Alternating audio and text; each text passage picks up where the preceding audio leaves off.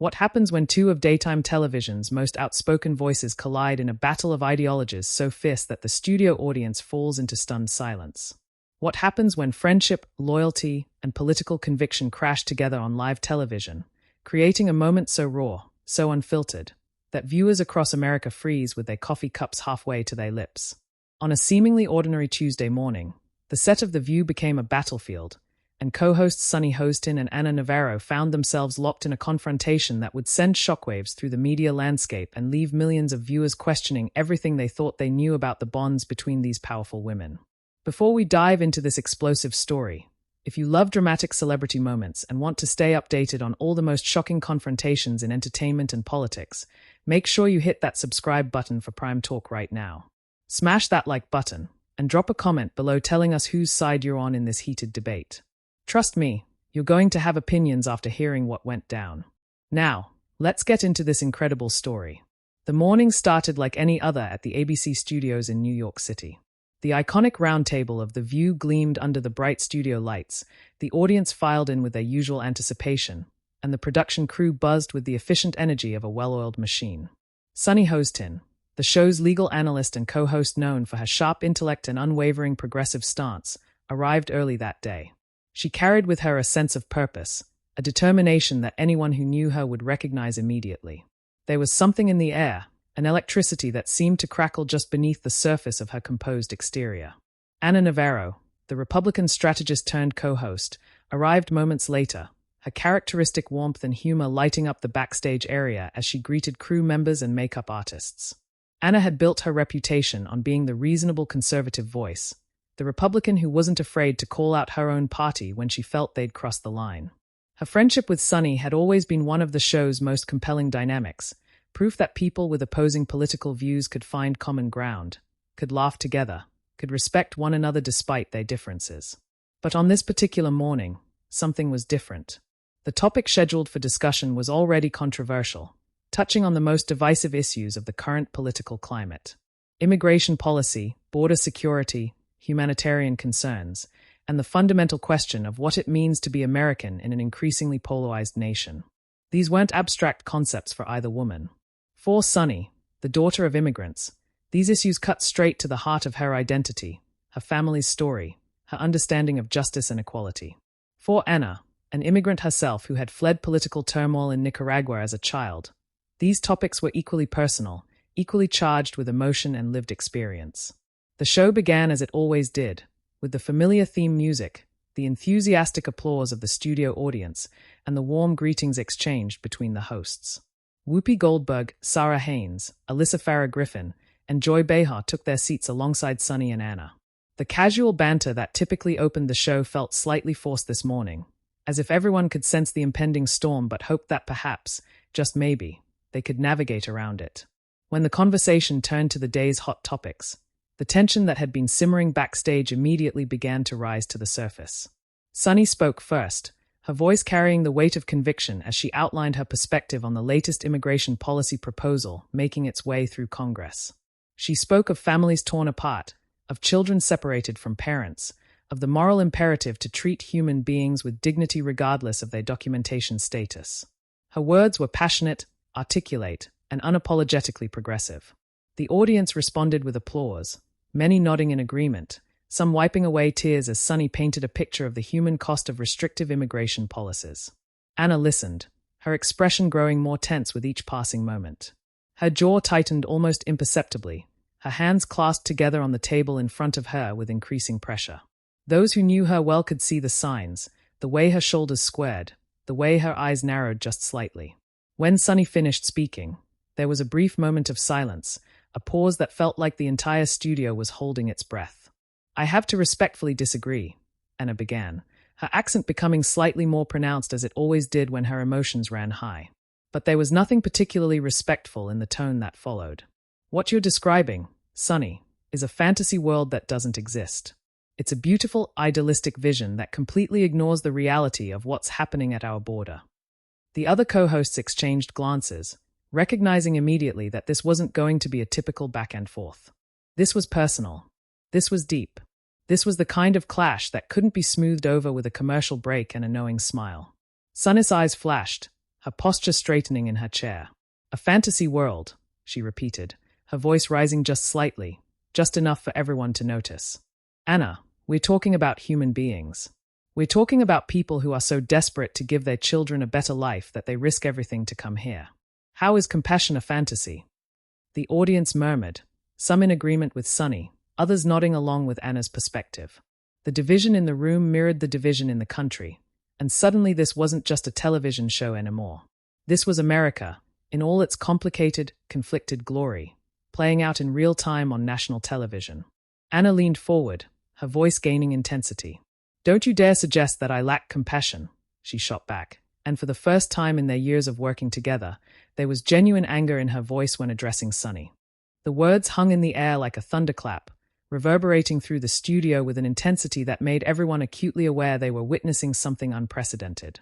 Whoopi Goldberg, the show's moderator and veteran of countless heated debates, shifted in her seat, her eyes darting between Sunny and Ana with a mixture of concern and calculation. The audience, once buzzing with murmured reactions, had fallen into an almost eerie silence, the kind of quiet that only comes when people are witnessing something so authentic, so raw, that they are afraid even breathing too loudly might shatter the moment. Sunny's expression transformed in an instant. Her eyes, which moments before had flashed with passionate conviction about policy and principle, now reflected something deeper, something more wounded. This wasn't just about politics anymore.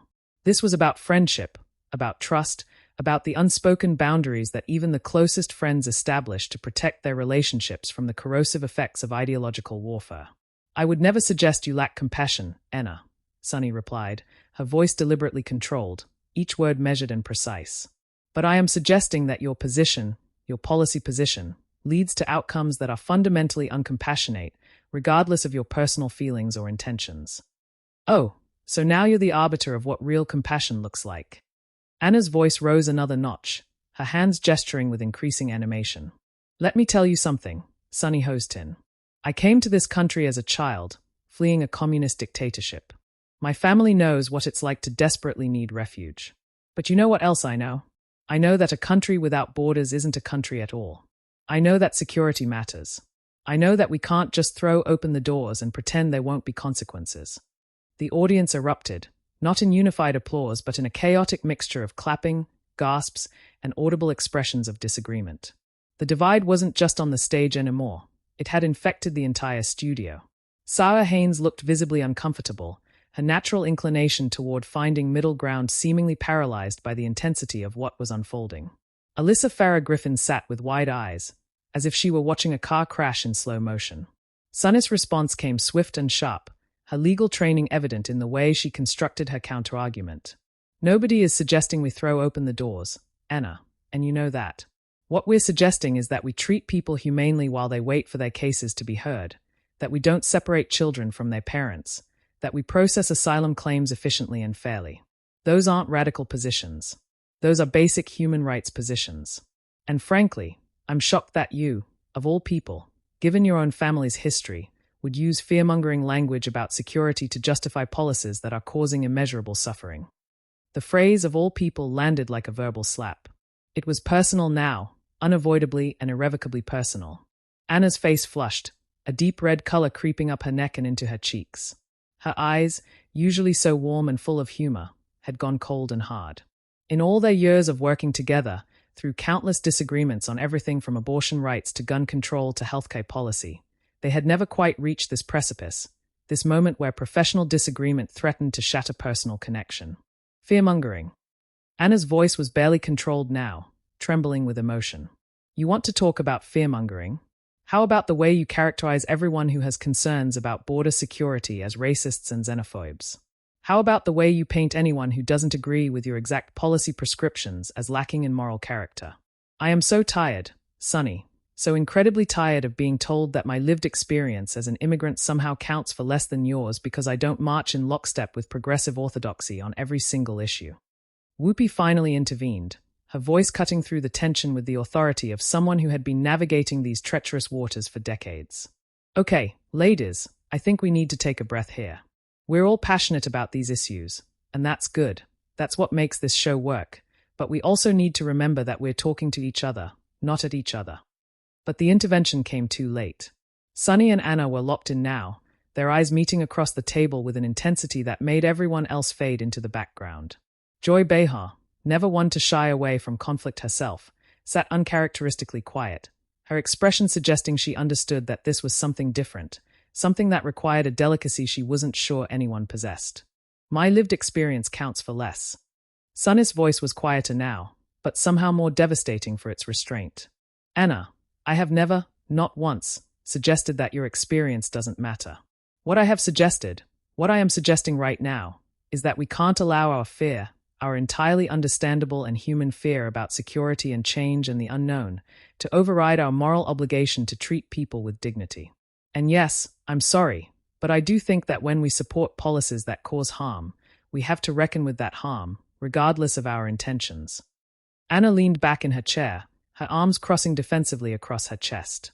The body language spoke volumes, communicating withdrawal, hurt, and a determination to maintain her position no matter the cost to their relationship.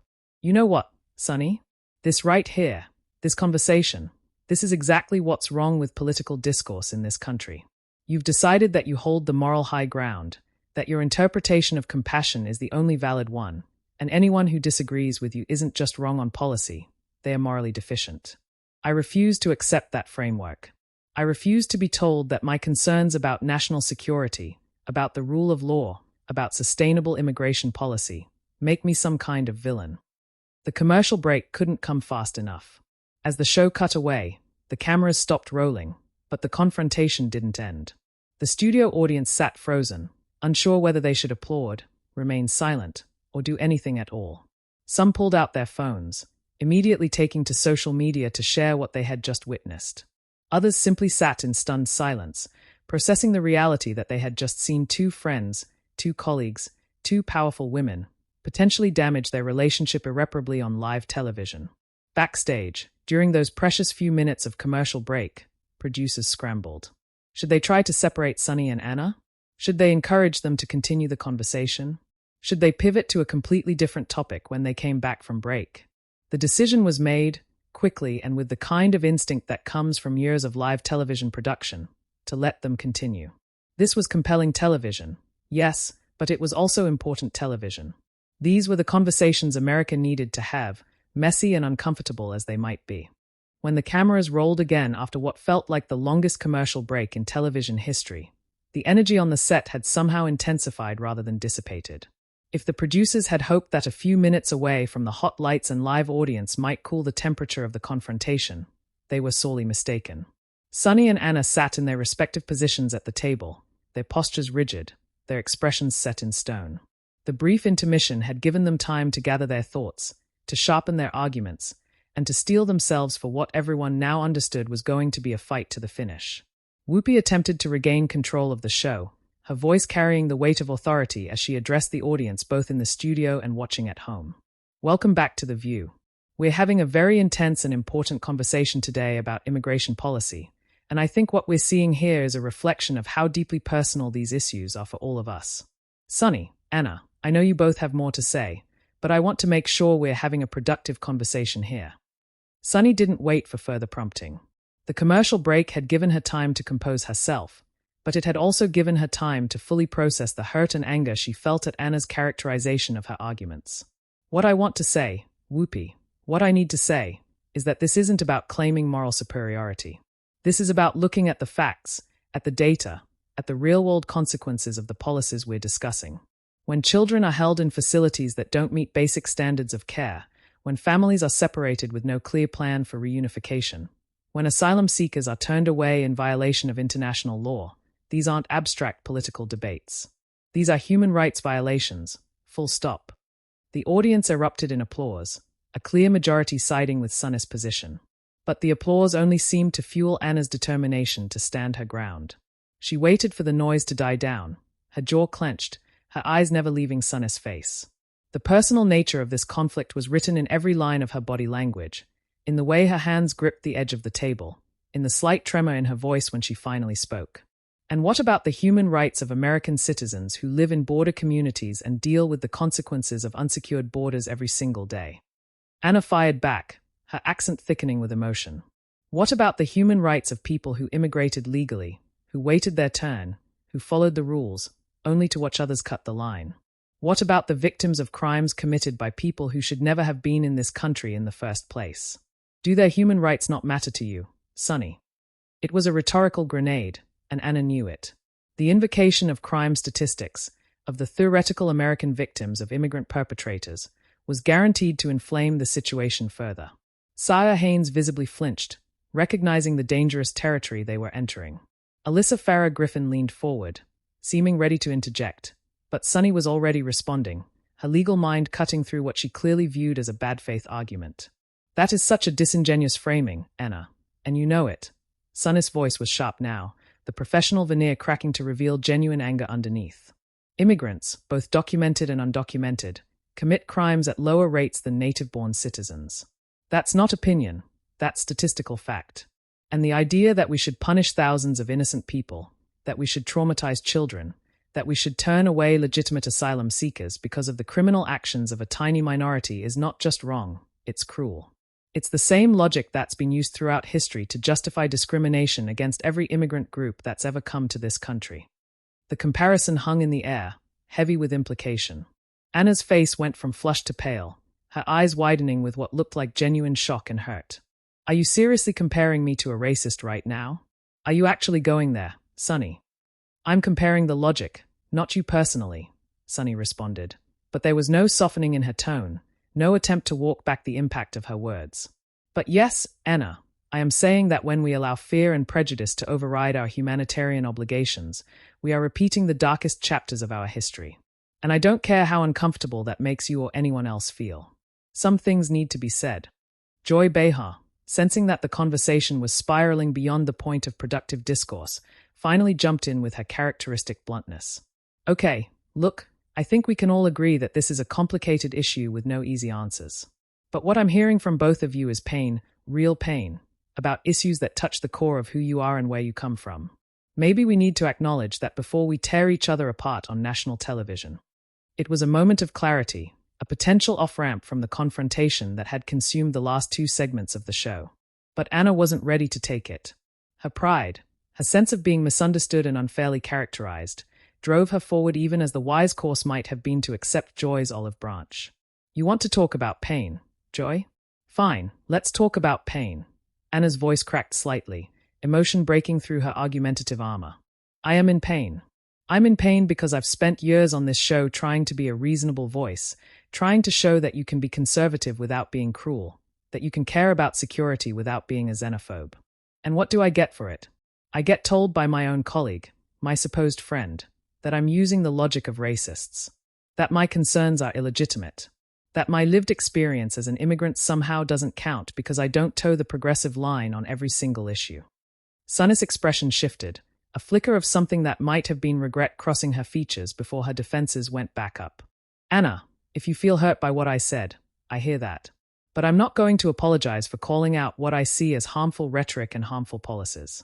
Our friendship, as much as I value it, cannot be more important than speaking truth about issues that literally determine whether people live or die, whether families stay together or are torn apart.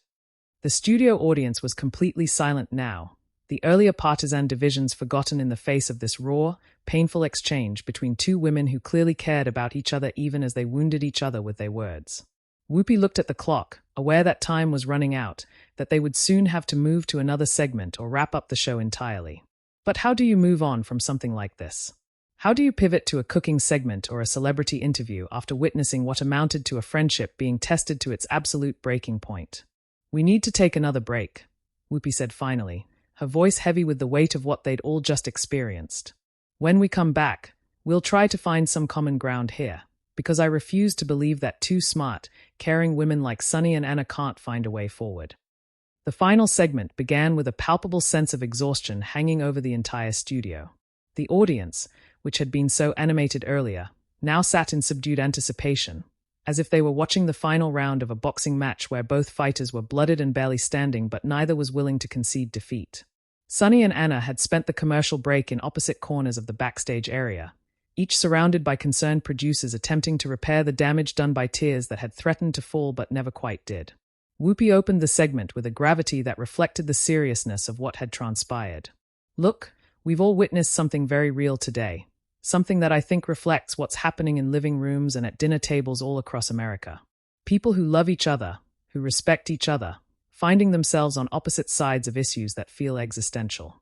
Sunny, Anna, I'm going to give you both one more chance to speak here, but I want you to speak to each other as friends, not as opponents. Can you do that? Sunny took a deep breath, her shoulders rising and falling with the effort of containing the emotions that had been churning inside her for the past hour. When she spoke, her voice was quieter, more measured, but no less passionate. Anna, I want you to know that I have never, not for 1 second, questioned your compassion or your personal integrity. I know who you are. I know your heart. I know your story. But Anna, I also need you to understand that I cannot and will not stay silent about policies that I believe are causing immeasurable harm to vulnerable people. That's not about attacking you personally. That's about fulfilling what I see as my moral obligation. The audience began to applaud, but Sunny raised her hand, signaling that she wasn't finished. And if my speaking out about these issues makes our friendship difficult, then I'm sorry for that. I'm truly sorry. But I won't apologize for the substance of what I'm saying, because there are children sleeping on concrete floors right now. There are mothers who don't know if they'll ever see their babies again, and those realities have to matter more than our personal comfort. Anna listened, her expression unreadable, her hands folded tightly in her lap. When Sunny finished, there was a long moment of silence before Anna responded, and when she did, her voice was thick with emotion. You know what the hardest part of this is for me, Sunny? It's that you seem to think you have a monopoly on caring about those children, about those mothers. You think because I have a different view on how to address these problems, I must not care as much as you do. And that's what I find so offensive, so personally hurtful about the way you frame these arguments. Anna's voice grew stronger as she continued. I want comprehensive immigration reform. I want a path to citizenship for people who are already here and contributing to our society. I want the asylum system to work better, to be more efficient, more humane. But I also want secure borders. I want to know who's coming into this country. And somehow, because I want those things, I get lumped in with the worst elements of the anti-immigrant movement. Do you have any idea how that feels? To be constantly defending yourself when you're an immigrant yourself. Tears were visible now in Anna's eyes, though she blinked them back fiercely. Sunny's own eyes glistened with unshed tears, and for the first time since the confrontation began, there was a visible softening in her expression, a recognition of the pain she had caused someone she genuinely cared about. Anna, I don't think you're against immigration, Sunny said softly, and the studio seemed to collectively exhale. I never thought that. But I do think that sometimes, in our desire to appear reasonable, we can end up compromising on things that shouldn't be compromised. Human dignity isn't a negotiating position. Anna nodded slowly, wiping at her eyes.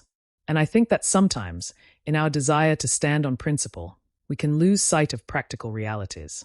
If we can't bring the majority of Americans along with us, if we can't craft policies that address their legitimate concerns, then all the moral righteousness in the world won't help those children or those mothers you're talking about. It wasn't exactly reconciliation, but it was something more important. It was two women acknowledging each other's humanity, each other's sincere desire to make the world better even if they fundamentally disagreed on how to do it. This is what real conversation looks like, folks, Whoopi said, addressing the camera directly. It's messy, it's painful, it's uncomfortable, but it's necessary. As the show's closing music began to play, something extraordinary happened. Sunny and Anna, almost simultaneously, stood and moved toward each other. The embrace that followed was tight, fierce, and full of emotion that transcended politics. The studio audience rose to their feet in thunderous applause, many wiping away their own tears. Within minutes, social media exploded. Twitter, Instagram, Facebook, and TikTok were flooded with clips of the confrontation. The View was trending #1 worldwide. Some praised both women for their honesty. Others attacked one or the other for their positions. Cable news networks spent their afternoon programming dissecting every word, every gesture. Political commentators on both sides used the confrontation as evidence for whatever point they were already trying to make. But perhaps more interestingly, thousands of regular people shared their own stories of similar conflicts within their families and friendships.